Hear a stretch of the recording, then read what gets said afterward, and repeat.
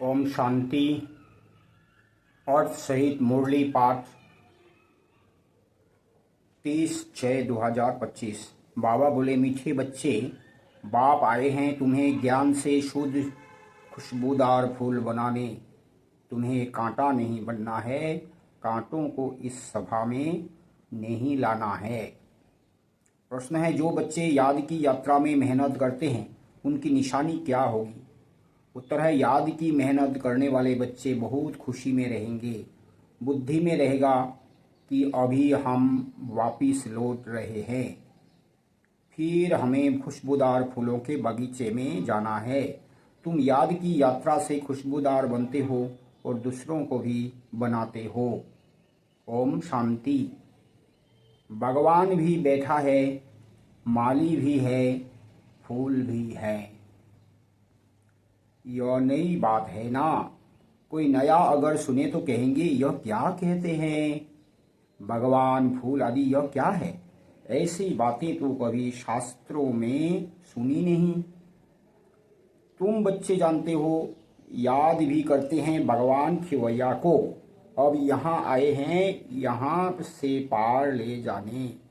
बाप कहते हैं, याद की यात्रा पर रहना है। अपने को आपे ही देखो, हम कितना दूर जा रहे हैं, कितना अपनी सतोप्रधान अवस्था तक पहुँचे हैं।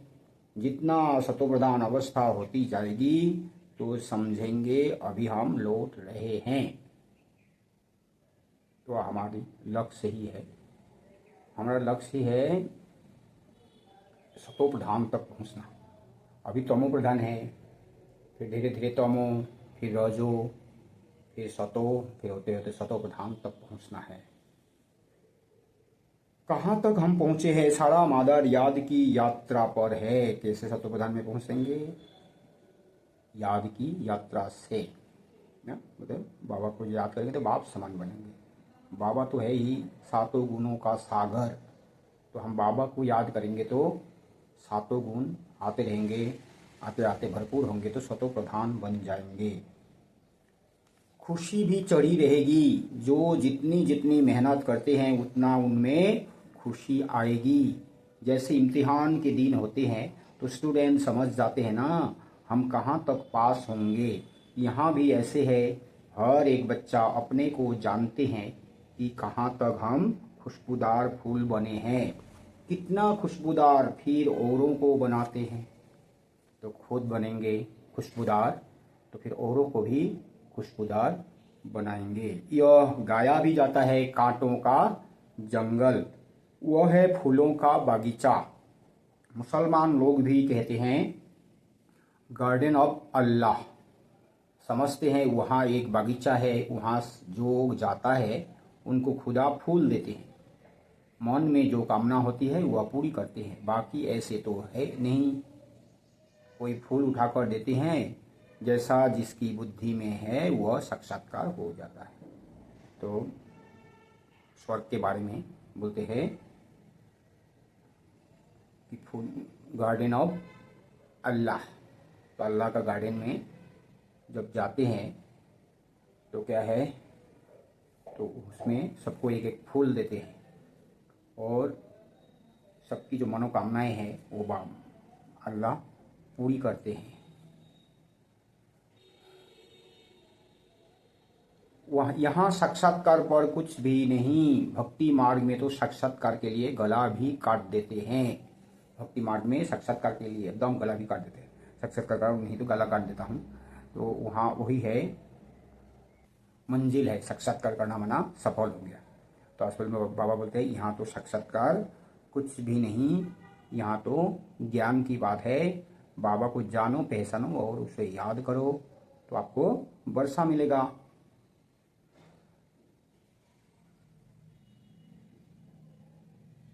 मीरा को साक्षात्कार हुआ, उनका कितना मान है। वह है भक्ति मार्ग। भक्ति को आधा कल्प चलना ही है, ज्ञान है ही नहीं। वेदों आदि का बहुत मान है। कहते हैं वेद तो हमारे प्राण है। अभी तुम जानते हो यह वेद शास्त्र आदि सब है भक्ति मार्ग के लिए। भक्ति का कितना बड़ा विस्तार है, बड़ा झाड़ है। ज्ञान है बीज, भक्ति का बहुत बड़ा झाड़ है। भक्ति ही भक्ति चल रहा है अभी तक। तो ज्ञान है बीज। अभी ज्ञान से तुम कितने शुद्ध होते हो, खूब खुशबूदार बनते हो। यह तुम्हारा बगीचा है, यहाँ कांटा किसी को भी नहीं कहेंगे, क्योंकि यहाँ विकार में कोई जाते नहीं। तो कहेंगे इस बगीचे में एक भी कांटा नहीं। कांटा है कली युग में, अभी है पुरुषोत्तम संगम युग, इसमें कांटा कहाँ से आया। अगर कोई कांटा बैठा है तो अपने को ही नुकसान पहुंचाते हैं, क्योंकि यह इंद्रप्रस्थ है ना। इसमें ज्ञान परियां बैठी है, ज्ञान डांस करने वाली परियां है। मुख्य मुख्य के नाम पुखराज परी, नीलम परी आदि आदि पड़े हैं। वही फिर 9 रतन गाए जाते हैं, परंतु यह कौन थे यह किसको भी पता नहीं। बाप सिर्फ कहते हैं मुझे याद करो। तुम बच्चों को बुद्धि में अब समझ है, 84 का चक्र भी अभी बुद्धि में है। शास्त्रों में तो 84 लाख कह दिया है। मीठे मीठे सिकिल अधे बच्चों को बाप ने समझाया है, तुमने 84 जन्म लिए, अब तमो प्रधान से सतो प्रधान बनना है। कितना सहज है। 84 जन्म लेते हैं तो पहला जन्म में तो एकदम सतो प्रधान से थे, तो पहले 8 जन्म सतो प्रधान थे, फिर 12 जन्म हम सतो में रहे, फिर 21 जन्म रजो प्रधान, फिर 42 जन्म तमो, फिर लास्ट में तो तमो प्रधान हो जाते। अभी तुम बच्चे खुशबूदार फूल बनते हो। अभी तुम बच्चे खुशबूदार फूल बनने के लिए अपने को आत्मा समझ बाप को याद करो। कांटे नहीं बनो। यहाँ सब मीठे मीठे फूल हैं, कांटा नहीं। हाँ, माया के तूफान तो आएंगे। माया ऐसी कड़ी है जो झट फंसा देगी, फिर पछताएंगे हमने यह क्या किया, हमारी तो की कमाई सारी चट हो गई। यह है बगीचा। बगीचे में अच्छे अच्छे फूल भी होते हैं। इस बगीचे में भी कोई तो फर्स्ट क्लास फूल होते जाते हैं, जैसे मुगल गार्डन में अच्छे अच्छे फूल होते हैं। सब जाते हैं देखने। यहाँ तुम्हारे पास कोई देखने तो आएंगे नहीं। तुम कांटों को क्या मुंह दिखाएंगे। गायन भी है, मूत पलिती कप्पर धोए। बाबा को जप साहेब सुखमणि आदि सब याद थी। अखंड पाठ भी करते थे। 8 वर्ष का तो था तो पटका बनता था, रहता ही मंदिर में था। मंदिर की 4 साड़ी हमारे ऊपर थी। अभी समझते हैं मूत पलिती कपड़े धोने का अर्थ क्या है। महिमा सारी बाबा की ही है। अभी तुम बच्चों को बाप बैठ समझाते हैं। बच्चों को कहते भी हैं अच्छे अच्छे फूल लाओ। जो अच्छे अच्छे फूल लाएंगे वह अच्छा फूल माना जाएगा। तो जो अच्छे अच्छे फूल लाएंगे बना खुद ही फूल बनेंगे अच्छा, तब तो फिर दूसरों को अच्छे बनाएंगे। सभी कहते हैं हम श्री लक्ष्मी नारायण बनेंगे, तो गोया गुलाब के फूल हो गए। बाप कहते हैं अच्छा तुम बच्चों के मुख में गुलाब, अब पुरुषार्थ कर सदा गुलाब बनो। ढेर के ढेर बच्चे हैं, प्रजा तो बहुत बन रही है। वहाँ है ही राजा रानी और प्रजा। सतयुग में वजीर होता ही नहीं, क्योंकि राजा में ही पावर रहती है। वजीर आदि से राय लेने की दरकार नहीं रहती, नहीं तो राय देने वाला बड़ा हो जाए। वहाँ भगवान भगवती को राय की दरकार नहीं। वजीर आदि तब होते हैं जब पतित होते हैं। भारत की ही बात है, और कोई खंड नहीं जहाँ राजाओं को माथा टेकते हो। यहाँ ही दिखाया जाता है ज्ञान में है पूज्य, अज्ञान मार्ग में पुजारी। वह डबल ताश, वह सिंगल ताश। भारत जैसा पवित्र खंड कोई है नहीं। पैराडाइज बहिष्ठ था, तुम इसके लिए ही पढ़ते हो। अभी तुमको फूल बनना है। भगवान आया है, माली भी है। माली नंबरवार होते हैं। बच्चे भी समझते हैं यह बागीचा है, इसमें कांटे नहीं। कांटे दुख देते हैं, बाप तो किसको दुख नहीं देते। वह है ही दुख हरता सुख करता। कितना मीठा बाबा है। तुम बच्चों को बाप पर लाभ है, बाप भी बच्चों को लाभ करते हैं ना। यह पढ़ाई है। बाप कहते हैं मैं तुमको प्रैक्टिकल में पढ़ाता हूँ। यह भी पढ़ते हैं, पढ़कर फिर पढ़ाओ। और तो पढ़कर पढ़कर फिर पढ़ाओ तो और भी कांटे से फूल बने। भारत महादानी गाया हुआ है क्योंकि अभी तुम बच्चे महादानी बनते हो। अविनाशी ज्ञान रत्नों का तुम दान करते हो। बाबा ने समझाया है आत्मा ही रूप बसंत है। बाबा भी रूप बसंत है। बाबा भी रूप बसंत है, उनमें सारा ज्ञान है। ज्ञान का सागर है परमपिता परमात्मा, वह अथॉरिटी है ना। ज्ञान का सागर एक बाप है, इसलिए गाया जाता है सारा समुद्र स्याही बनाओ तो भी घुटने वाला नहीं है। और फिर 1 सेकंड में जीवन मुक्ति का भी गायन है। तुम्हारे पास कोई शास्त्र आदि नहीं है, वहाँ कोई पंडित आदि के पास जाएंगे तो समझते हैं यह पंडित बहुत पढ़ा हुआ अथॉरिटी है, इसने सब वेद शास्त्र कंठ किए हैं। फिर संस्कार ले जाते हैं तो छोटेपन से फिर वह अध्ययन कर लेते हैं। तुम संस्कार नहीं ले जाते हो, तुम पढ़ाई की रिजल्ट ले जाते हो। तुम्हारी पढ़ाई पूरी हुई फिर रिजल्ट निकलेगी और वह पद पा लेंगे। ज्ञान थोड़े ही ले जाएंगे जो किसको सुनाएंगे। यहाँ तो तुम्हारी पढ़ाई है जिसकी प्रारब्ध नई दुनिया में मिलनी है। तुम बच्चों को बाप ने समझाया है माया भी कोई कम शक्तिवान नहीं है। माया की शक्ति है दुर्गति में ले जाने की। माया की शक्ति है दुर्गति में ले जाने की, परंतु उनकी महिमा थोड़े ही करेंगे। वह तो दुख देने में शक्तिमान है ना।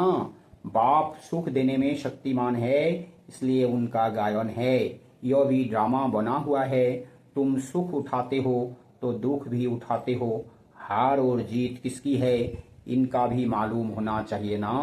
बाप भी भारत में आते हैं, जयंती भी भारत में मनाई जाती है।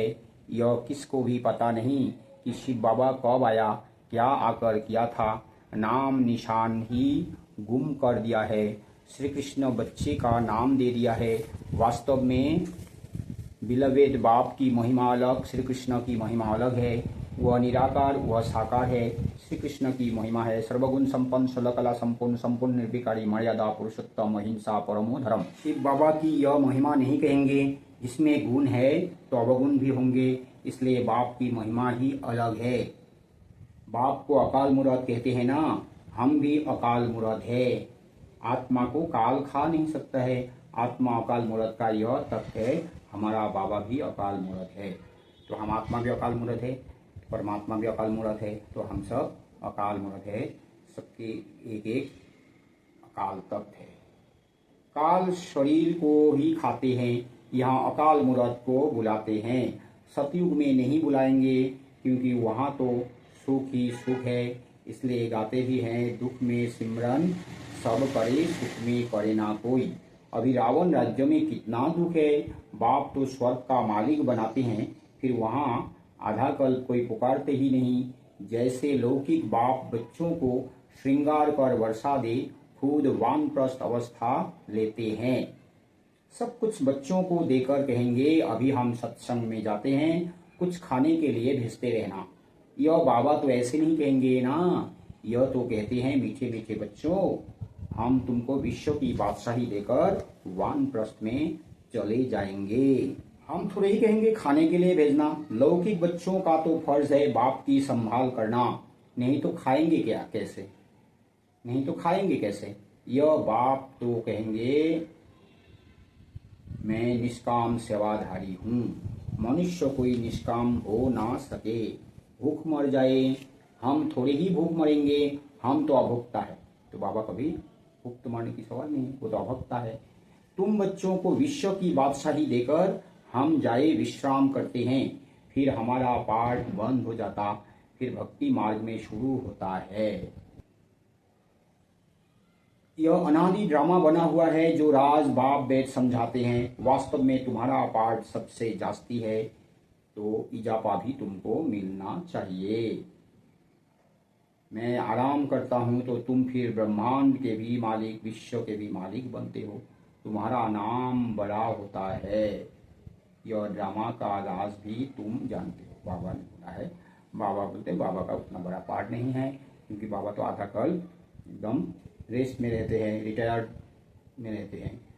लेकिन हमारा तो पूरा कॉल पाठ है।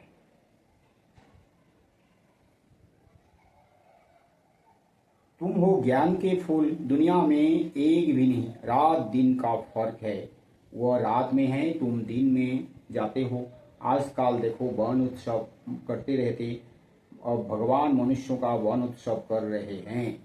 भगवान मनुष्यों का वन उत्सव में जैसे वन झाड़ लगाते हैं बढ़ाने के लिए, तो बाबा भी हमको वन उत्सव बनाते हैं, तो नए नए झाड़ लगाते रहते हैं, तो वन भी बड़ा होते जाते हैं।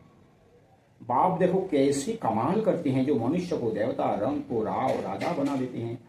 अभी बेहद के बाप से तुम सौदा लेने आए हो, कहते हो बाबा हमको रंग से राव बनाओ।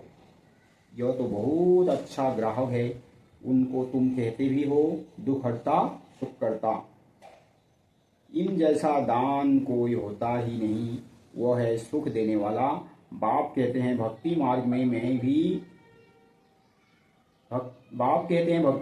में मैं तुमको देता हूँ। यह ड्रामा में नूद है साक्षात्कार आदि की।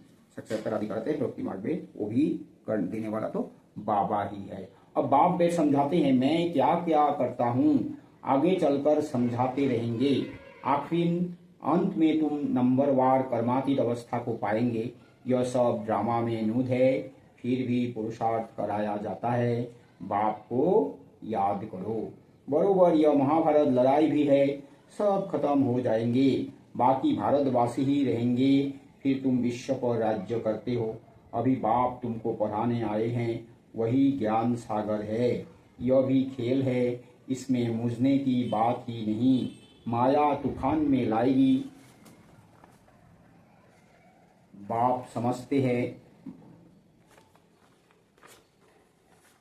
बाप समझाते हैं इनसे डरो नहीं। बहुत गंदे गंदे संकल्प आएंगे, वह भी तब जब बाबा की गोद लेंगे। जब तक गोद ही नहीं ली है तो माया इतना नहीं लड़ेगी। गोद लेने के बाद ही तूफान लगती है, इसलिए बाप कहते हैं गोद भी संभाल कर लेनी चाहिए। तो माया की बात ही जब बाबा की बनती है कि भगवान क्या है, माना राम क्या है, रावण क्या है, दुनिया तो जानती नहीं। तो बाबा के बनते हैं, बाबा हमको ज्ञान देते हैं। बाबा है राम और माया है रावण। तो माया को भी दुनिया तो कुछ भी जानते नहीं है, तो जब बनते हैं तो तभी तो माया हमारे ऊपर वार करेगी। तो संभाल कर लेनी चाहिए। कमजोर है तो फिर प्रजा में आ जाएंगे। राजाई पद पाना तो अच्छा है, नहीं तो दास दसिया बनना पड़ेगा। यह सूर्यवंशी चंद्रवंशी राजधानी स्थापन हो रही है। अच्छा, मीठे मीठे सिकी लधे बच्चों प्रति माता पिता बाप दादा का याद प्यार और गुड मॉर्निंग। रूहानी बाप की रूहानी बच्चों को नमस्ते। हम रूहानी बच्चों की रूहानी माता पिता बाप दादा को भी याद प्यार गुड मॉर्निंग और नमस्ते नमस्ते नमस्ते नमस्ते। धारणा के लिए मुख्य सार है रूप बसंत बन, अविनाशी ज्ञान रत्नों का दान कर महादानी बनना है। जो पढ़ाई पढ़ते हो वह दूसरों को भी पढ़ानी है। किसी भी बात में मुझना व डरना नहीं है, अपनी संभाल करनी है। अपने आप से पूछना है मैं किस प्रकार का फूल हूँ, मेरे में कोई बदबू तो नहीं है। वरदान है दृढ़ संकल्प द्वारा कमजोरियों रूपी कलियुगी पर्वत को समाप्त करने वाले समर्थी स्वरूप भव। दिल शिकस्त होना, किसी भी संस्कार व परिस्थिति के वशीभूत होना, व्यक्ति व वैभवों की तरफ आकर्षित होना, इन सब कमजोरियों रूपी कलियुगी पर्वत को दृढ़ संकल्प की उंगली देकर सदा काल के लिए समाप्त करो, अर्थात विजयी बनो। विजय हमारे गले की माला है, सदा इस स्मृति से समर्थी स्वरूप बनो। यही स्नेह का रिटर्न है। जैसे साकार बाप ने स्थिति का स्तंभ बनकर दिखाया, ऐसे फलो फदर कर सर्वगुणों के स्तंभ बनो। स्लोगन है साधन सेवाओं के लिए है, आराम पसंद बनने के लिए नहीं। अव्यक्त इशारे आत्मिक स्थिति में रहने का अभ्यास करो, अंतर्मुखी बनो और यह आत्मिक बम है। इसका प्रभाव अनेक आत्माओं को आकर्षित करेगा और सहज ही प्रजा की वृद्धि हो जाएगी। इसलिए संगठित रूप में आत्मिक स्वरूप के अभ्यास को बढ़ाओ, स्मृति स्वरूप बनो तो वायुमंडल पावरफुल हो जाएगा। अच्छा, ओम शांति। प्रोजेक्ट बाबा की प्रत्यक्षता।